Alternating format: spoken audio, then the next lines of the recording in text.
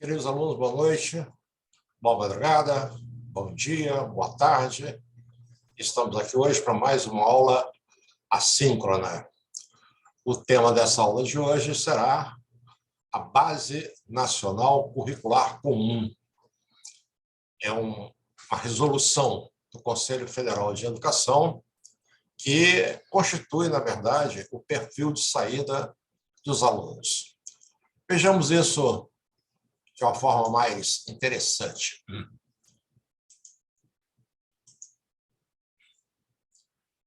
Ela precisa ser entendida num contexto de zigue-zague, né, que vem há muito tempo. Na verdade, vem desde o governo do presidente Fernando Henrique. Ele e o seu ministro da Educação, o ministro Paulo Renato, eles foram os responsáveis pela edição dos parâmetros curriculares nacionais. Os parâmetros curriculares nacionais eram uma grande sugestão. Eles, na verdade, não têm o caráter de lei, nem tampouco o caráter de resolução. Eles são opcionais. Esses parâmetros, conforme está escrito aí, eu vou ler para vocês, eles constituem um referencial de qualidade para a educação no ensino básico. Na verdade, não só o fundamental, o ensino básico, incluindo o ensino médio, em todo o país. Sua função é orientar e garantir a coerência dos investimentos do sistema educacional, socializando discussões, pesquisas, recomendações, subsidiando a participação de técnicos e professores, principalmente daqueles que se encontram mais isolados, com menor contato com a produção pedagógica atual. Não figuram os parâmetros um modelo curricular homogêneo e impositivo, e que se sobreporia à competência política executiva dos estados e municípios, à diversidade sociocultural das diferentes regiões, ou à autonomia de professores e equipes pedagógicas. Na época que os parâmetros foram publicados, divulgados, ele foi recebido com bastante boa vontade, porque, ao contrário do que vinha acontecendo, da centralização curricular, da obrigatoriedade de todos os estados e municípios terem o mesmo currículo, ele quebrava com isso. Ele permitia que cada município, que cada região, que cada estado pudesse construir o seu currículo. O que ele garantia efetivamente de unidade, de unitário, eram chamados temas transversais. Esses eram praticamente obrigatórios e eles tinham que ser comuns em todos os municípios, regiões e estados do país. Essa proposta durou pouco. Na verdade, durou muito pouco tempo dentro dessa política de zigue-zague, né? E que não se faz uma avaliação adequada do que está implantado e imediatamente se começa uma nova experiência. O governo Lula, assim que ele assume,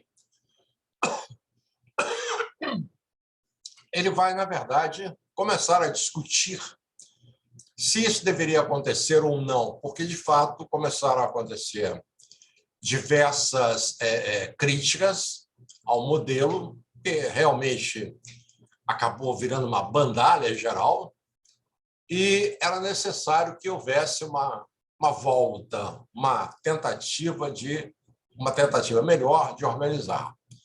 E aí, no governo dele, já praticamente no finalzinho do governo dele, 2010, foram editadas as diretrizes curriculares nacionais da educação básica. É uma resolução do Conselho Nacional de Educação de julho de 2010. As diretrizes, como está escrito aí, elas são específicas para as etapas e modalidades da educação básica e devem evidenciar o seu papel de indicador de opções políticas, sociais, culturais, educacionais e a função da educação na sua relação com o projeto de nação, tendo como referência os objetivos constitucionais, fundamentando-se na cidadania e da dignidade da pessoa o que pressupõe qualidade, liberdade, pluralidade, diversidade, respeito, justiça social, solidariedade e sustentabilidade. Ela tem 3 objetivos. Vejamos aí. Primeiro, sistematizar os princípios e as diretrizes gerais da educação básica contidos na Constituição, na Lei de Diretrizes Básicas da Educação e demais dispositivos legais, traduzindo-os em orientações que contribuam para assegurar a formação básica comum nacional, tendo como foco os sujeitos que dão vida ao currículo e à escola. Objetivo 2. Estimular a reflexão crítica e propositiva que deve subsidiar a formulação, a execução e a avaliação do projeto político-pedagógico da escola da educação básica. Terceiro, orientar os cursos de formação inicial e contínua de docentes e demais profissionais da educação básica, os sistemas educativos dos diferentes entes federados e as escolas que os integram indistintamente da rede, podendo ser municipal, pública, privada, estadual, federal, independente, elas deveriam, portanto, obedecer essas diretrizes. Diferente dos parâmetros curriculares, essas diretrizes curriculares nacionais da educação básica são obrigatórias.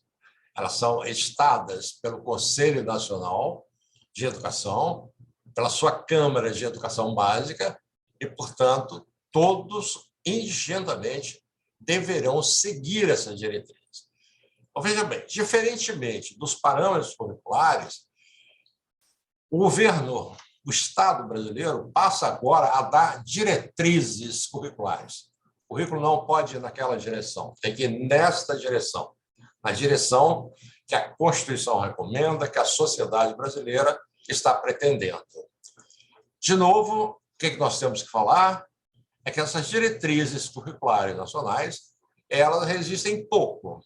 Elas vão ser interrompidas em 2018 com as bases nacionais curriculares comuns. Elas foram editadas no governo Lula e era ministro da Educação, Aloysio Mercadante. Na verdade, não há uma... Eu me equivoquei. Ela não necessariamente vai para o lixo. Elas continuam direcionando. Porque as bases nacionais curriculares, essas que estão aí agora, uma nova resolução do Conselho Federal de Educação, ela não invalida, não elimina as diretrizes. As diretrizes continuam existindo e agora passamos a ter as bases nacionais curriculares comuns. O que são elas? Elas são norteadoras, está aí, está escrito aí. Norteadora dos currículos do sistema das redes de ensino das unidades federativas, como também as propostas pedagógicas de todas as escolas públicas e privadas da educação infantil, fundamental e ensino médio de todo o Brasil. Ela estabelece, olha que coisa interessante, hein? Ela não vai estabelecer conteúdos, ela vai estabelecer o que os conteúdos devem objetivar. Qual é o objetivo de trabalhar esse conteúdo? No caso ali, é que os alunos tenham determinadas competências e habilidades que eles possam desenvolver ao longo de toda a escolaridade básica, orientada pelos princípios éticos, políticos, estéticos, traçados pelas diretrizes curriculares nacionais da educação básica. Soma-se aos propósitos que direcionam, portanto, ela se soma às diretrizes da educação brasileira para a formação humana integral e para a construção de uma sociedade justa, democrática e inclusiva. Essa base começou a ser discutida no governo da presidente Dilma, mas foi sancionada apenas no governo do presidente Michel Temer, após o golpe que destituiu ilegitimamente, né, a presidente Dilma. O ministro da Educação, na época, era um tal de Rocieli Soares, que só apareceu aí e nunca mais fez absolutamente nada. O que nós temos de diferente aí? O diferencial entre as diretrizes que orientam a estruturação, o desenho do currículo, Nós temos agora a definição de um perfil de saída. Se quer que cada aluno, ao final da educação básica, tenha o domínio de certas competências e tenha certas habilidades. Para quem não sabe, vamos lá. O que nós chamamos de competências? As competências são estruturas mentais. O Vygotsky dirá que são estruturas mentais que podem ser inferiores e superiores. É possível que a gente tenha ainda uma gradação média. Inferiores, médias e superiores. As inferiores são as estruturas mal construídas, mal elaboradas, aquelas que a gente desenvolve pouco e que não vão se traduzir em muitas habilidades. A gente aprende a fazer uma coisinha ou outra. Uma competência de nível superior, uma estrutura de nível superior, ela é rica, né, em propiciar habilidades. Então, se eu desenvolvo uma competência, por exemplo, musical, eu posso saber ler pauta, partituras, eu posso saber fazer alguns acordes e ponto. Eu não sou incapaz de tocar uma peça musical mais complexa. Por quê? Porque eu não desenvolvi competências superiores. Agora, se eu estudo para valer, se eu estudo tudo isso, né, desde a leitura de partitura, passando pela harmonia, passando pelo andamento, passando, enfim, por todos os elementos que são componentes da música, eu vou ter uma habilidade, vou ter uma competência largamente desenvolvida. Consequentemente, se eu estou aprendendo a tocar violão, os instrumentos de corda, tipo violão, violino, cavaquinho, viola, sei lá, baixo e etc., eu tenho habilidade para me desenvolver nesses instrumentos. Portanto, se eu tenho habilidade desenvolvida em nível superior, eu tenho também habilidades que, puxa vida, não é qualquer pessoa que vai ter igual. A pessoa vai ter que ralar muito para chegar no meu estágio. Portanto, a competência é isto. Eu posso ir para a academia, eu vou desenvolver competências de exercícios físicos, levantamento de peso, por exemplo, ou barra, por exemplo. Puxa vida, eu vou me tornar um campeão olímpico se eu treinar 8, 10 horas por dia, todos os dias da semana, se eu realmente me dedicar. Eu não só vou desenvolvendo musculatura, mas eu vou desenvolvendo competência de como fazer perfeitamente determinado exercício. Isso se revela na minha habilidade. Então, eu vou para uma Olimpíada, eu vou fazer um exercício de barra, como eu tenho muita competência, a minha habilidade será equivalente a uma medalha de ouro, ou uma medalha de bronze, ou uma medalha de prata. Depende. Quanto mais, né, competente eu for, tanto maior habilidade eu vou ter e tanto maior será o reconhecimento da minha habilidade, das minhas competências. Então, isso é interessante. O Brasil quer agora que cada aluno concluinte da educação básica tenha 10 competências. Vejamos quais são as competências que o governo quer. Primeiro, valorizar e utilizar conhecimentos historicamente construídos sobre o mundo físico, social, cultural e digital, e entender e explicar a realidade, continuar aprendendo, olha só, continuar aprendendo e colaborar para a construção de uma sociedade justa, democrática e inclusiva. Perfeito. 2, exercitar a curiosidade intelectual. Recorrer à abordagem própria das ciências, incluindo a investigação, a reflexão, a análise crítica, a imaginação e atividade para investigar as causas, elaborar e testar hipóteses, formular e resolver problemas e criar soluções, inclusive tecnológicas, com base nos conhecimentos das diferentes áreas. Valorizar e fruir as diversas manifestações artísticas e culturais, das locais às mundiais, e participar de práticas diversificadas da produção artístico-cultural. Utilizar diferentes linguagens, verbal, oral, visual, motora, como libras, escrita, corporal, visual, sonora, digital, bem como conhecimento de linguagem artística, matemática, científica, para se expressar e partilhar informações, experiências, ideias e sentimentos em diferentes contextos e produzir sentidos que levem ao entendimento mútuo. 5.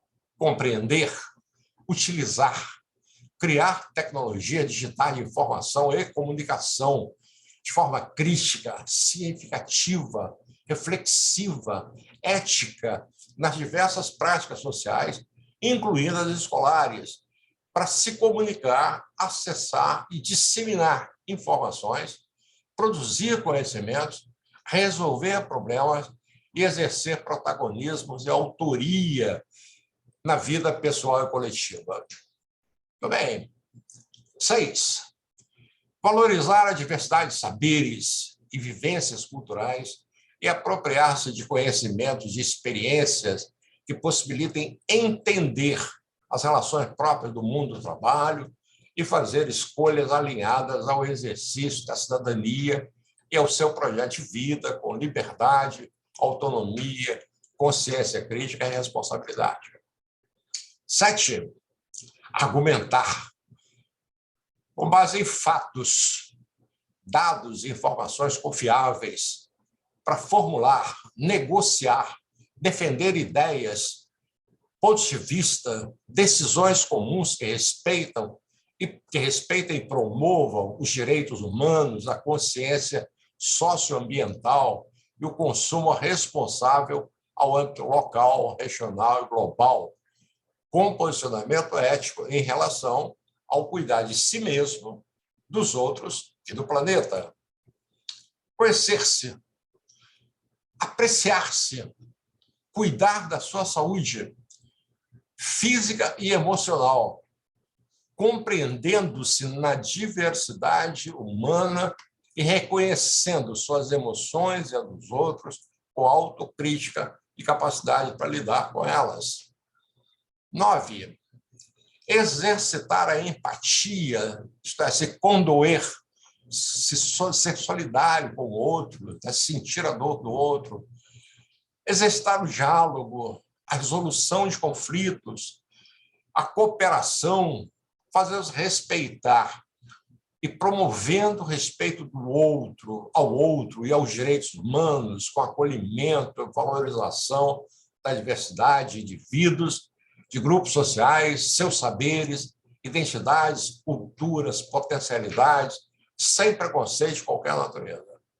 Por último, desenvolver a competência de agir pessoal e coletivamente com autonomia, com responsabilidade, flexibilidade, resiliência e determinação, tomando decisões com base em princípios éticos, democráticos, inclusivos, sustentáveis e solidários.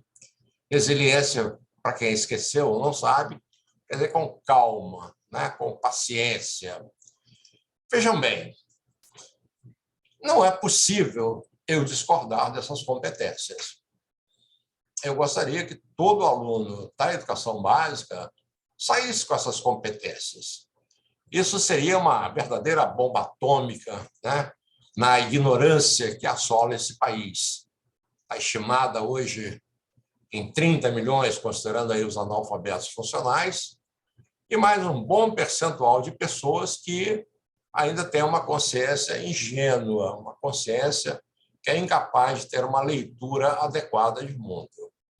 Então, se o aluno, o estudante da educação básica, realmente desenvolve essas competências, ok, estamos bem, demos um passo significativo para novas relações no interior da sociedade brasileira.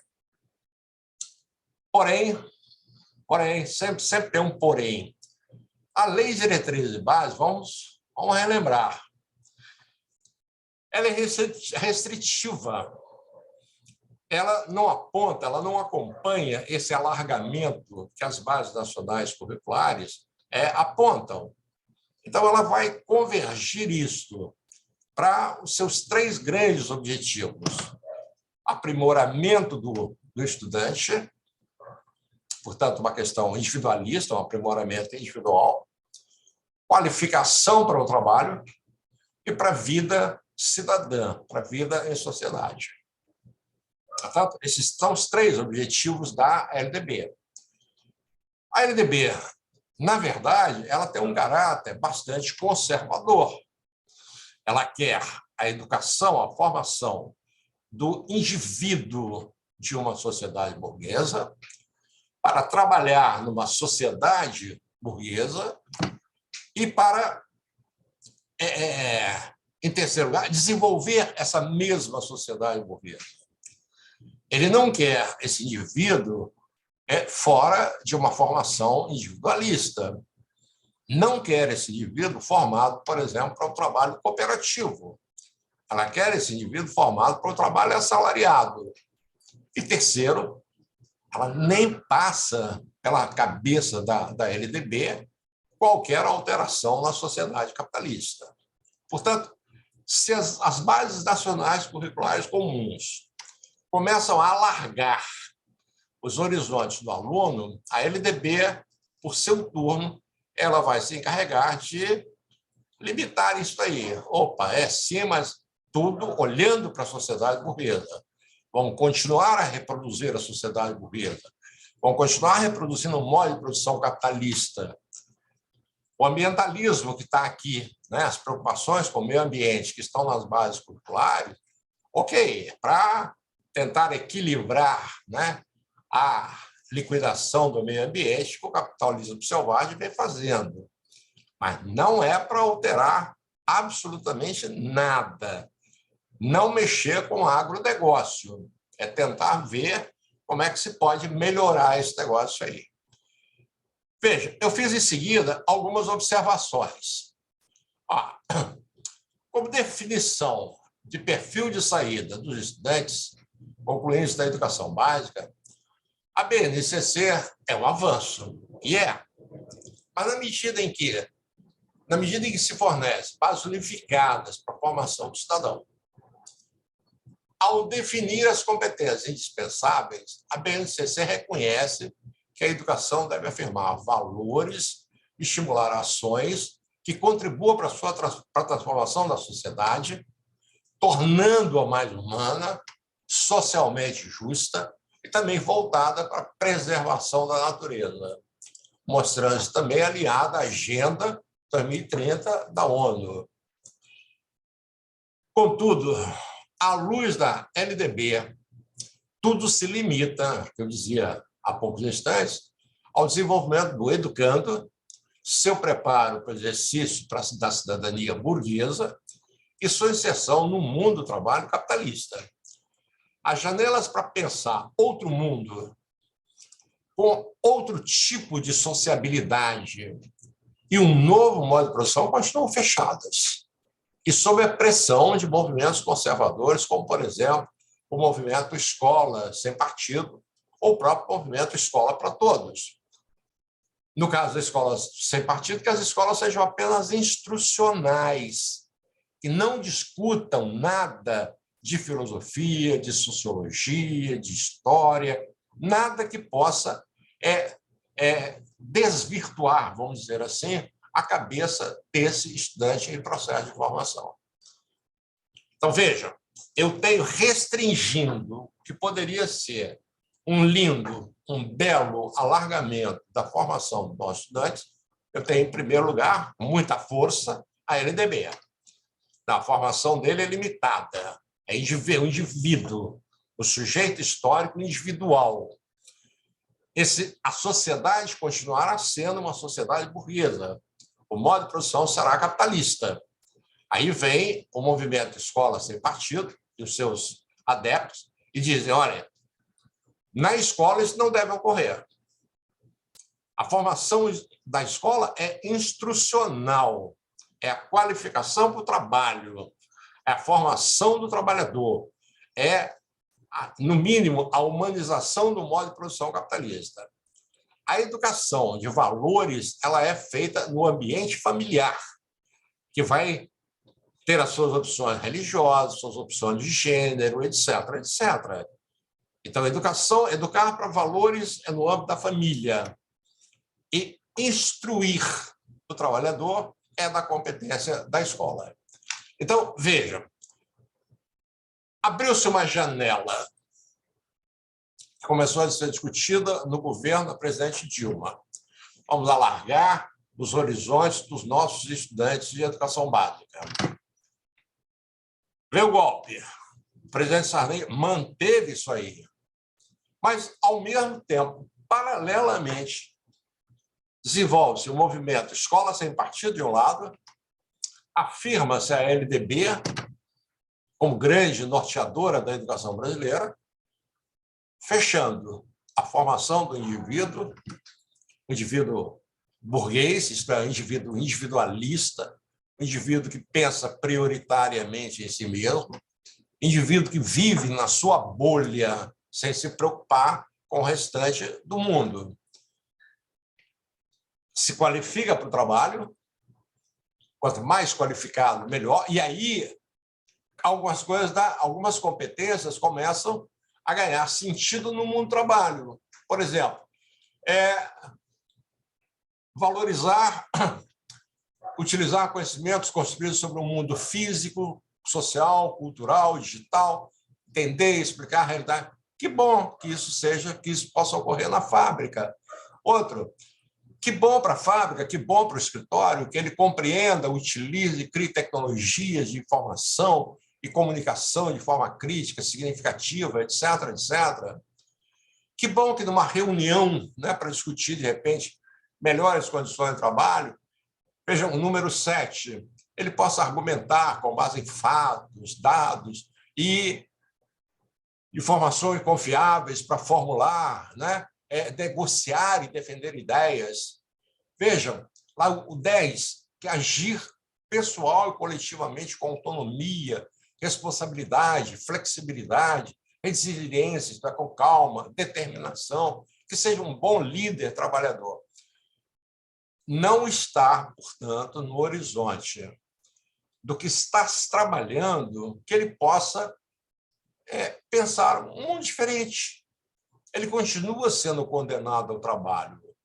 Não há, por exemplo, né, nenhuma competência a ser desenvolvida no mundo da música para ele se tornar um músico autônomo, que saia pelo mundo afora com seu violão nas costas, seu saxofone, seu xilofone.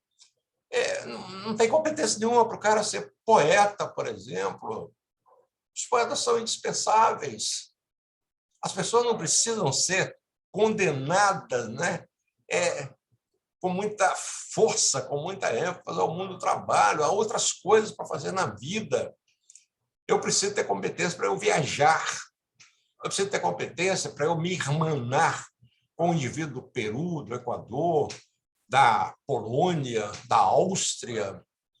Eu preciso ser um cidadão do mundo. Esse mundo é para nós.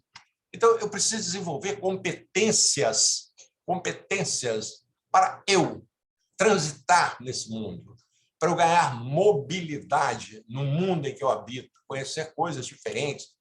E enquanto eu vou conhecendo, eu vou me transformando, eu vou cada vez mais, né, me desenvolvendo espiritualmente, não no sentido religioso da palavra, ou me tornando um cidadão do mundo. Então, veja, essas competências elas poderiam ser básicas para a formação de um homem coletivo, para a formação de um homem, né, que não fosse condenado ao trabalho assalariado, que ele fosse capaz de desenvolver o trabalho, eu falei o nome agora há poucos instantes, o trabalho cooperativo, desenvolver cooperativas, onde todos são proprietários, todos são donos, porque só empregado, patrão. Enfim, é preciso criar outras alternativas, por uma razão simples. Historicamente, o mundo já teve diversos modos de produção. Pegamos o período que chamam de período histórico. Primeiro foi lá um modo de produção escravista, na Roma antiga, e as suas contradições. Cada vez mais Roma precisava de se expandir para conquistar escravos e empregar na sua economia. E Roma chega a um momento que não tem mais condição de expandir, outros povos se organizam, começam a derrotar Roma, e esse modo de produção escravista ele entra em crise. O modo de produção que se sucede é o modo de produção feudal. A vida passa a ser rural. Não há mais circulação monetária, não há trabalho escravo, há um trabalho do camponês. O indivíduo que não tinha terra foi obrigado a se colocar sob a proteção de um senhor de terra. E ele tinha lá a sua terra para plantar o seu alimento, mas a maioria era toda voltada para o senhor, que precisava alimentar a sua família inteira, seus agregados e ainda as tropas militares que ele possuía.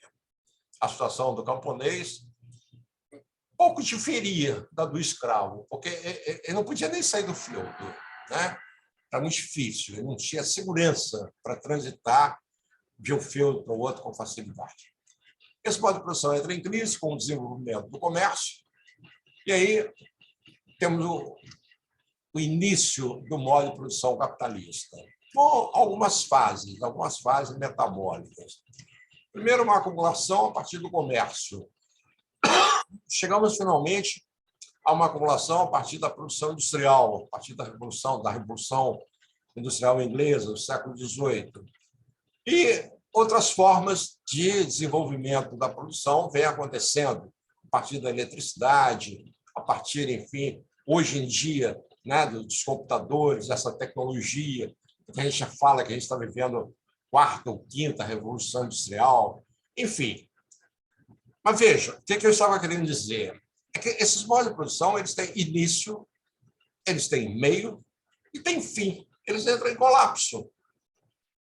Muita gente fala toda hora na crise do capitalismo. Ok, ele está vivendo diversas crises.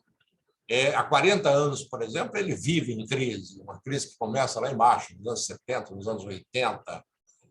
Tudo bem, mas não significa ainda que ele vai desaparecer, que ele vai ceder lugar a um outro modo de produção. Ele está em crise, mas ele está conseguindo, né, superar essas crises e conseguindo se manter. Mas tem uma hora que haverá uma crise em que ele vai ter que mudar. Por exemplo, o capitalismo está produzindo uma crise mundial por conta de uma exploração irracional do planeta Terra. Está acontecendo aí tempestade de areia no interior de São Paulo. Quem iria imaginar isso um dia na vida? Mas, claro, é tanto desmatamento que nós não temos mais proteção. A areia vai subir, a areia vai invadir as casas, vai invadir as cidades. Água potável está diminuindo. Porque, claro, todo o ciclo, né, de reposição dessa água está sendo exterminado. No desmatamento, também liquida mananciais de água. E aí já está, né, no planeta Terra, já há locais com muita carência de água, já vivendo uma crise hídrica fantástica. A região nordeste brasileira está lá com seus reservatórios, que não chegam nem à metade, porque o tempo está cobrando essas mudanças. A produção de alimentos no planeta Terra, pode produzir soja vira ração. Soja, quando muito, vai alimentar parte da população do Oriente. O mundo ocidental não come soja. A África não come soja, como se come na China, no Japão, né? No Laos, no Tibete, etc.